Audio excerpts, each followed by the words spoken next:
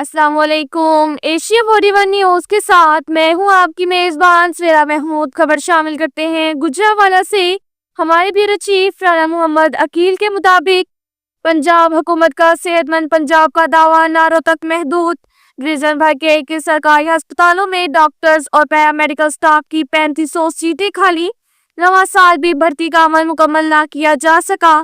Medical college سے ملحقہ نیا teaching ہسپتال فعال ہوا تو میڈیکل کالج انتظامیہ نے اعراضی طور پر چند ڈاکٹرز پیرامیڈیکل سٹاف کی بھرتی کیا۔ تاحال متعدد شعبہ جات کی سٹاف کی سیٹیں خالی پڑی ہیں۔ دیگر ہسپتالوں مراکز صحت میں ڈاکٹرز اور دیگر سٹاف کی کمی کے باعث مریضوں کو دشواری کا سامنا۔ ڈویژنل ہیڈ کوارٹر ہسپتال میں 300 ڈاکٹرز اور پیرامیڈیکل سٹاف کی سیٹیں خالی۔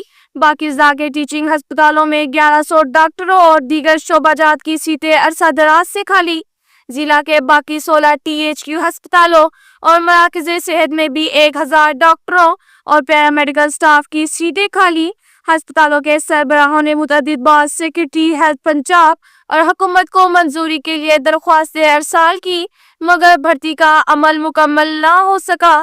اب تک کے لیے اتنا ہی کافی ہے۔ ملتے ہیں اگلے بلیٹن میں، ہمارے ساتھ رہیے گا۔ اللہ حافظ۔